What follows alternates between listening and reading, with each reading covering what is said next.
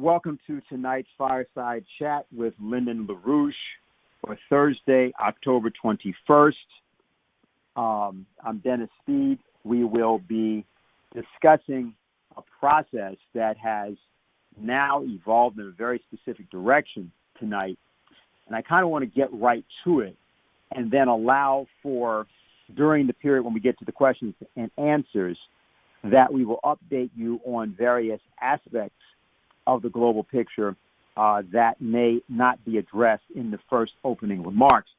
Now, something has happened in terms of our association, which I think is important. It's an upgrading of our activity. And for people who've been around a long time, some of you in particular, who've been around as I have been and have seen at conferences and other gatherings for as much as 40 years, you'll know what I'm referring to. You go through ebbs and flows in the political process, but there's another thing that if you've been around for that long an arc of time, you have also seen, which is a process of transformation.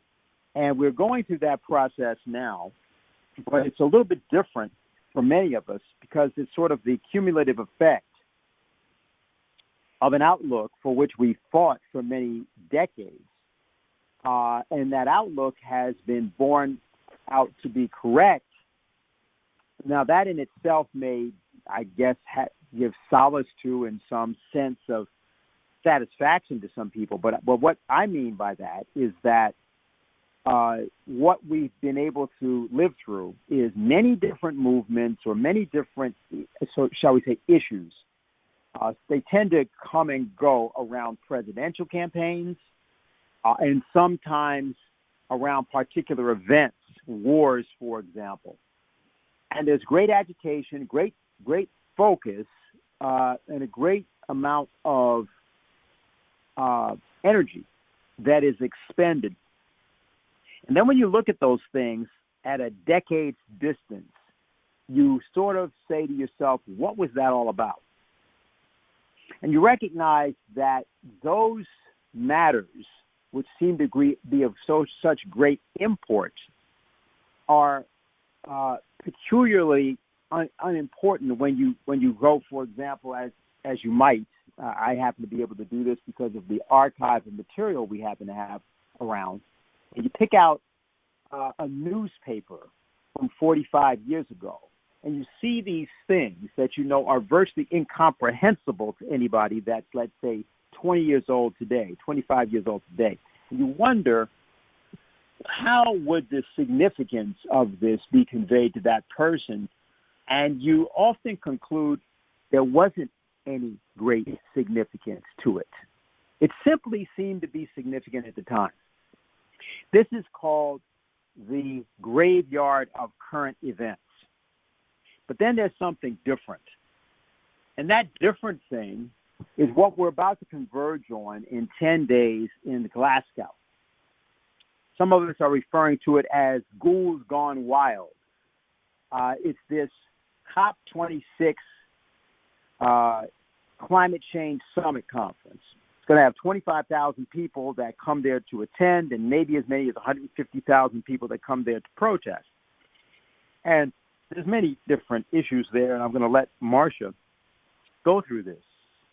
But what we're looking at is we're using this as the occasion. We want to use it as the occasion to, rather than allow for this sort of apocalyptic and erroneous view of mankind to doom at least significant portions of the planet to obsolescence and even extinction, rather than allowing that to happen, our job, our intention is to sort of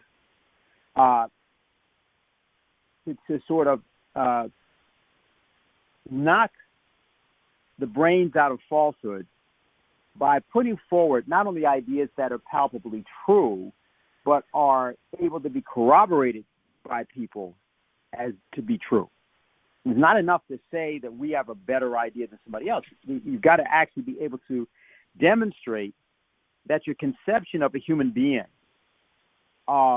is not only correct, but it's it's comprehensive, it's apprehensible by everybody else. It gives us the ability, in other words, faced with what's just happened with the debacle in Afghanistan, or the impending possibility of war with China or Russia, or the sort of medical dead end that we've come into with a combination of mutating viruses being called by different names, but actually essentially representing a dead end for our limited biological and medical knowledge. Instead of looking at these things as all different, to try to get at what is the commonality of conception that's required to resolve, or at least to address, all of the problems that are actually besetting us. And that's what we're here to discuss in part tonight. Now, yes, we're going to go through a lot of specifics about our programs. We've had out some pamphlets. People have seen them. Our pamphlet on the coming economic miracle on the New Silk Road, for example. A declaration that Helga Sepp LaRouche and Horst Burkhardt wrote, which is in our latest Executive Intelligence Review magazine, and some other things that we can talk about. But what we're going to do is first sort of, and let me just say about that statement is called A Wake-Up Call. The danger for mankind is not the climate, but the toleration of a devious policy that uses climate to destroy us. We've requested that everybody read the statement and that people ought to endorse the statement. That may mean literally signing it, but the real point of it is that we want people to sort of read it, in the same spirit that you might have read something like the Declaration of Independence, or might not have, maybe read Common Sense, pamphlet by Tom Paine that came out in 1775 that caused a lot of people to change their mind all over the colonies, the 13 colonies, and realize that independence of the United States was a necessary position that they had to arrive at. So what I want to do is have Marcia Merry Baker of the EIR Editorial Board go through the discussion. And what she wrote, I'll just read as a sort of preparation for the night, was this. The Glasgow COP26 Summit, starting on Halloween, is in more and more trouble to bring off its zombie jamboree for green death. That's good news, but the unraveling of the financial and physical economy is so fast and bad, we face the question, what do we humans think and do? How do we meet emergency needs anywhere and recreate nations and economies? And the suggestion is made by her, take the LaRouche American Systems approach. So, Marcia, I'm turning it over to you. The floor is yours. Okay, well, let's start at the calendar, as you said. In 10 days, it is Halloween, October 31st on a Sunday. And on the calendar, that date through November 12th is the meeting that was the green machine of the world. We'll get to that. Is having on it's a climate summit. It's the 26th time they've met. I'll go back to a little history, but in Britain is hosting this in Scotland, in Glasgow. It's been very British in the sense of the neo-empire side of Britain, not the English people or the Scottish, Welsh, Irish, whatever. And so that's how long it goes. That's what's going to happen. And what I'd like to do is leave the calendar for a moment and step back to a larger historical sweep about this. And just review. Some of you are old enough to know in 1992, about 30-some years ago, this thing that's going to meet in Glasgow got started in Rio de Janeiro with the Rio Earth Summit. They had a meeting there of nations around the world that was called something like Convention on Climate Change, And by the way, its sister group was the Convention on Biodiversity. They set up things. They set up a UN Framework Convention on Climate Change that has all these names. And somewhere along the line, if your nation joined, you were a committee, you were a member nation of the Committee of Parties. That's where the COP comes from, as opposed to the COP on the beat. You were a convention of parties of, or Committee of Parties of the Convention on Climate, Convention on Biodiversity. And so over the decades, about 200 nations have joined. They had about 25 meetings. This is Earth-oriented, right? Not human being, with the idea that humans are different from the natural world. But anyway, over the last 30 years, that's how we get to this meeting, number 26. And there were big meetings along the way. Like in Kyoto was one, I forget the date, but that's where it was raised that greenhouse gas emissions are the enemy. And 36 industrialized nations who met at that group in Japan, not including the U.S., said, well, we'll reduce our greenhouse gas emissions compared to 1990.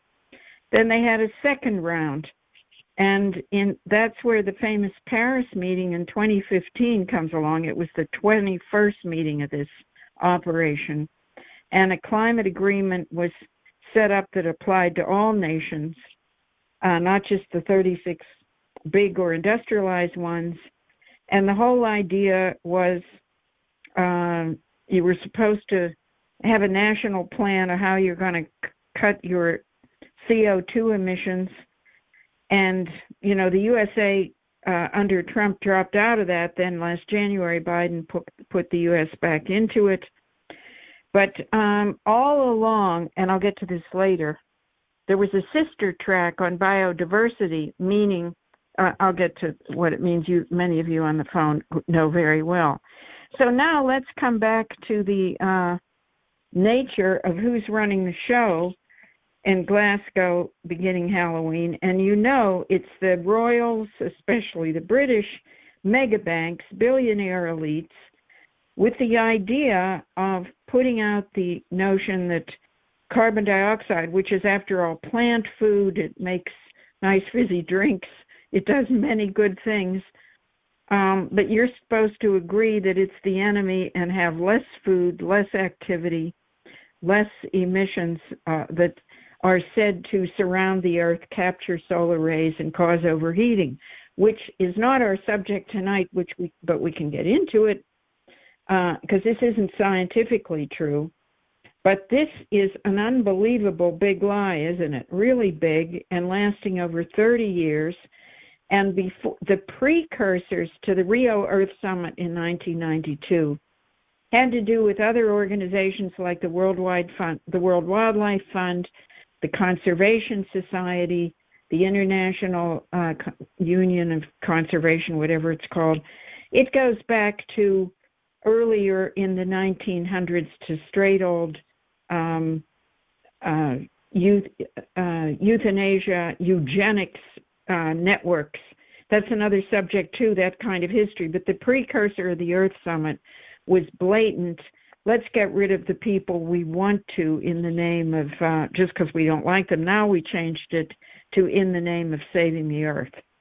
Okay, so especially the royalty megabank networks connected to London set up things in recent decades, like the British set up a thing a few years ago called Powering Past Coal Alliance. That was even before the infamous Sir Michael Bloomberg took up the banner of I'm going to get rid of coal. There were other things set up, and then so the stated aims in the last 18 months, when during the pandemic it was said that this thing could be held in Glasgow in person, the stated aims by the British who are hosting it and running it is there by a certain date, like certainly 2050, there should be zero carbon road transport emissions.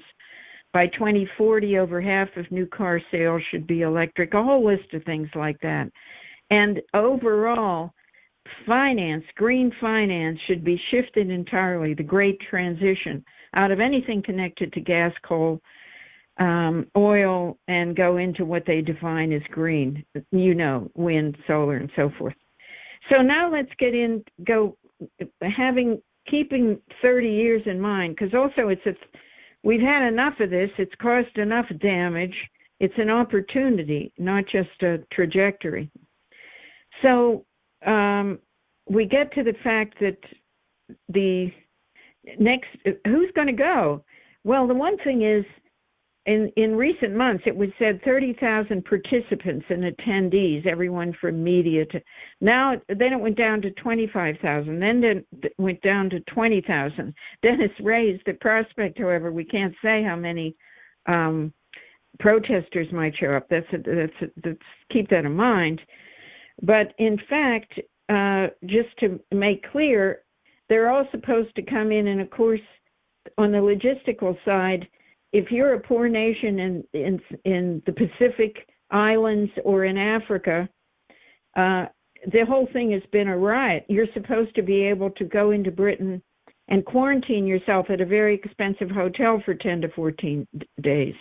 Well, that was canceled. 47 nations were given a waiver on that, so they don't have to do that, but they still can't afford to come in and pay $1,000 a night, even if there was a hotel room available, which there isn't. So there's a lot of people not coming.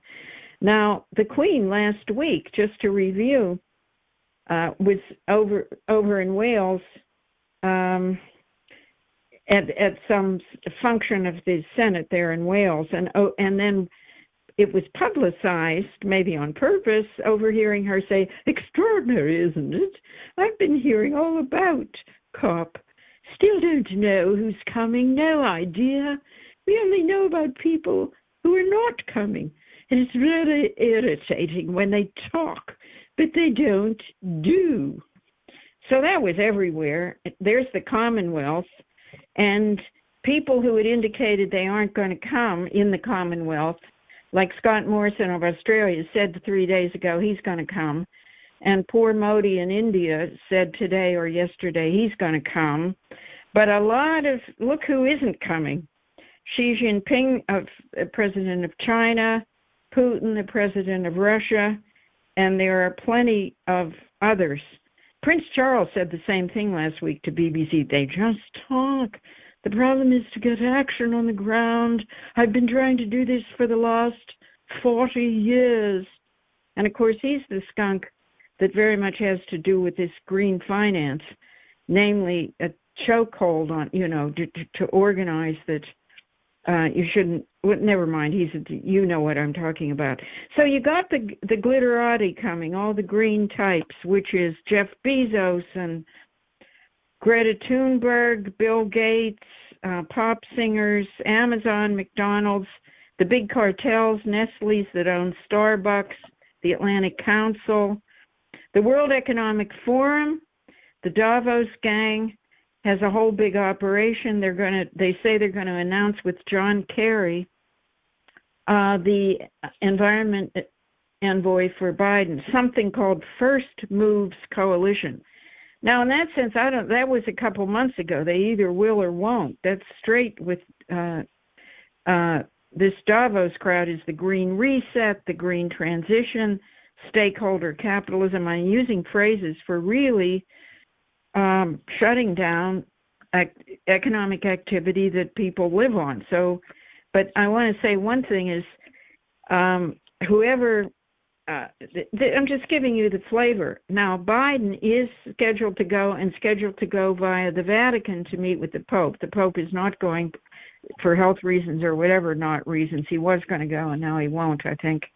But Biden has been on Capitol Hill. Yesterday he met in a room with many Democrats on the House side he was deployed there to kind of look them in the eye one by one, said Ro Khanna. He's the Democrat, in the progressive wing there. And Ro Khanna said, Biden walked around, looked at each person and said, Ro Khanna gives his quote, said, or told people, you have to vote up this budget green support package that was $3.5 trillion over several years. Now it's going to be down to $2 trillion, but you have to vote it up, he said, because the United States prestige is on the line. We'll look terrible overseas. So that's what the thing is like in the countdown of 10 days going forward. And the other thing is that came out this morning, if some of you watched headlines, there was the leak of thousands of documents that the apparatus of this climate summit gang was taking in recent months, the last couple of years, because they do every nation's supposed to submit a plan about by what date they'll reduce their CO2 and other emissions. And then there's an assessment made on them every some years. So what's come out, what I could look at so far is several nations, it is revealed in the document, said, we're going to keep using coal. We don't want you to put in language in Glasgow that we shouldn't use oil. We don't want, so I'll give you an example. Australia, Saudi Arabia, India, Norway, and some of the documents, they give the quotes, like, and that's not surprising. A senior scientist from India's Central Institute of Mining and Fuel Research, which is very Indian government connected, said coal is going to remain the mainstay of energy production for decades because they say there's, quote, tremendous challenges, end quote, of being able to provide affordable electricity in any other way. India is already the second biggest consumer of coal, and they're going to keep doing it. So behind the scenes, this Saudi Arabia said, which of course is a huge oil exporter, the biggest, depending on how you calculate the U.S. stuff. Saudi Arabia said that, requested to the UN scientists, you better delete the language that says, quote, the focus of decarbonization efforts in the energy system sectors needs to be on rapidly shifting to zero carbon sources. Saudi Arabia said, no, take that out. Norway, likewise. Norway has an oil producer and has collaborated with Russia on oil in the far north. So what you're getting is a reality factor here. We're not cheering along the sidelines, but it's worth us to know because we're in the battle, and as Dennis was indicating, and I think we have a sense of that. This isn't just some event that should be ruined. It should be, but this is a whole era, a whole operation. It's the long arm of the Neo-British Empire for the last 200 or 300 years, and certainly for the last 30 years, a stinking green operation. Now, one thing, let me just throw in just a couple of quick things before, and I look forward to opening things up. I said it in 1992 at the Rio Earth Summit, the sister to this climate stuff is Biodiversity, which has had 15 meetings as of last week of world nations. Last week was hosted by China. It was in Kunming, down in the south, and it went from October 11 to October 15. It was not open like Glasgow because China wasn't going to deal with having all kinds of people around the world and contribute and get COVID. So it was mostly hybrid, but anyone already in China, many embassies came. But this was the Biodiversity Summit. And what happened is this was another bust for the ultra-green ghoul types because Xi Jinping addressed it, and he kept his remarks limited, although I wish he had come out, we wish he would come out and say the British are behind it, it's all a green hoax. No, he said, nature, man, and man is part of nature. All of man and all nature can live in harmony. It's in the common interest of the world to contribute to that. What we're going to do is coordinate our national park system, because before they just had separate preserves for pandas here and green peacocks there. We're going to integrate it, and we'll give 230-some million to poor countries to help integrate their national parks. So he gave it very traditional, kind of decent, warm-hearted speech. And Greenpeace, Sierra Club, World Wildlife Fund has gone nuts. They said afterwards, that's no good. Now, let me be specific, because this gets around to the U.S., because it's a coincidence of opposites.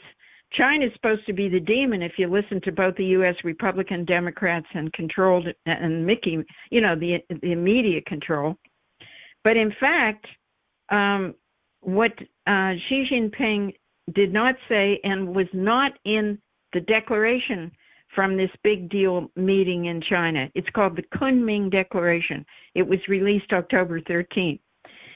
It does not say you should save biodiversity by separating human beings from non-human life forms.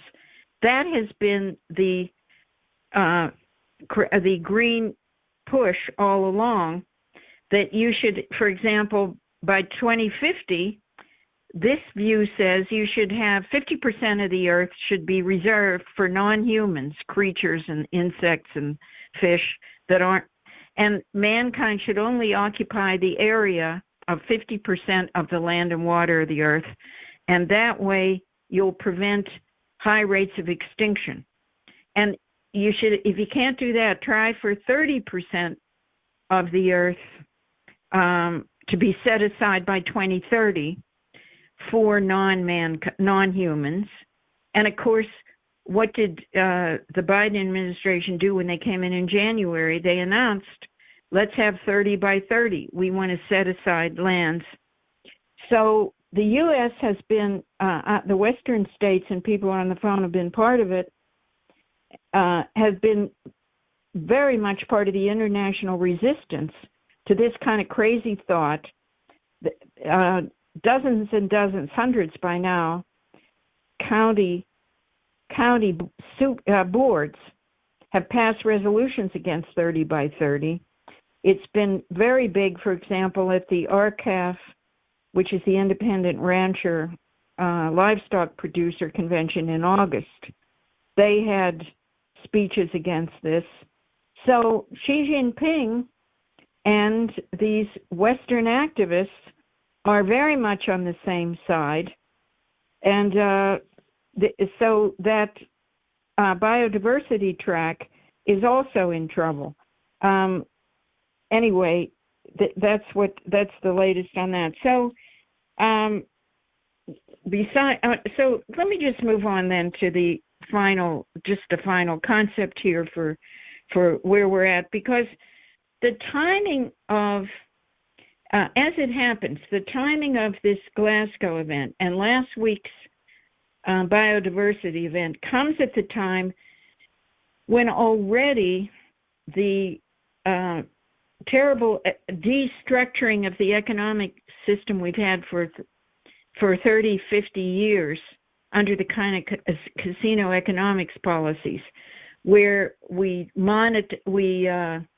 deregulated currencies and electricity and utilities. We allowed more and more speculation. We deregulated banking. All of that that Lyndon LaRouche warned of repeatedly, but especially in 1994 when he put out a schematic to say, if you start monetizing everything and let it go wild, and contribute to and allow your physical production to decline, eventually you're going to have a shock period and a blowout. That's where we are now.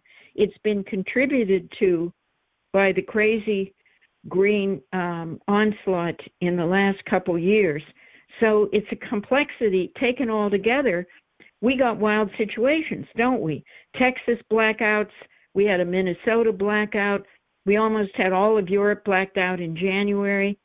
We have electricity, natural gas, coal prices going wild. I want to say something to end about food production, but that's the other reality factor that makes it one way or another. Either the opportunity, we're able to change the agenda, change the course of action, and we lead a way out of here, or it's complete chaos and really green fascism. So, but let me say something concretely about what I just said. Rather than take electricity, because don't we all know that if you have unreliable electricity, like 50% of the electricity used in Iowa is supposed to come from wind, and then the wind doesn't, you have a lull sometime, you know you're going to be in trouble. Look what's happening on food right now. Because you have a situation of where in the northern hemisphere that's finishing up its harvests now, corn, soybeans, wheat was done. Fertilizer costs have gone up 300% for American farmers and for Western Europe in a year, 300%. But in the last month, they went up 20 to 30%. And there's no way it might stop. What's happening is you can't get any fertilizer. You can't make a longer-term contract because who's going to supply it to you if they don't have it to supply? You've got a combination of things where natural gas, which has been deregulated and is traded a lot on the spot market and is not capped, is going up, and that's a feedstock to make nitrogenous fertilizer, to make ammonia, to make urea, and this kind of thing. So if the point is soybeans doesn't need that kind of fertilizer. You have different kinds of fertilizers, but wheat and corn need it. And since you've had cartels for the last decades decide where things get produced, with the exception, fortunately, mostly of China and Russia and a few other places. The U.S. produces over a third of all the annual world's corn harvest. If you can't put the fertilizer in a timely way, for corn and wheat, which need it, and you put it in the fall, you're going to get lower yields. So look at everything like that. That's what we're facing. Now, that's where our humanity comes in. We can solve this. Our role is to respond to the crisis, to get the collaboration, to change the agenda. I'll give you an example. Fortunately, we have a model. China this week took the kind of action that should be taken everywhere together among nations, and they set price controls on how much coal is allowed to increase in price in China, because they had a binge of it tending to go out of control. They also arranged for more mining, safe mining to be expanded, new mines, more coal production where it was safe. They made new arrangements to allow more thermal plants to store more coal, so you don't go down to a crazy situation of only a few days' supply. So these kinds of things can be done on an international scale. We should do this among nations with food. And that's where, just to finish here, that's where, like, responding like human beings to do something about Afghanistan that has 14 to 18 million, over half of its population in need of food. It's a question of conscience. We should do something about it, and that means we should do the kinds of things I've implied, literally, when it comes to basics on the production chain. You talk about supply chain. Let's talk about production chains around the world. We need to get it to happen. And that's where, instead of this carbon footprint BS, we need more human footprints going in the right direction, because humanity makes resources, we can make our future, and these big green meetings that have been planned and are being used as platforms, behind the scenes, the people doing it are doing what they do anyway. But we have a big chance here, and Dennis already mentioned this terrific statement called a wake-up call that we don't have to. Millions of people definitely don't want to tolerate the way things have been going with this green madness and the billionaire operations. Okay, so I'll leave it there.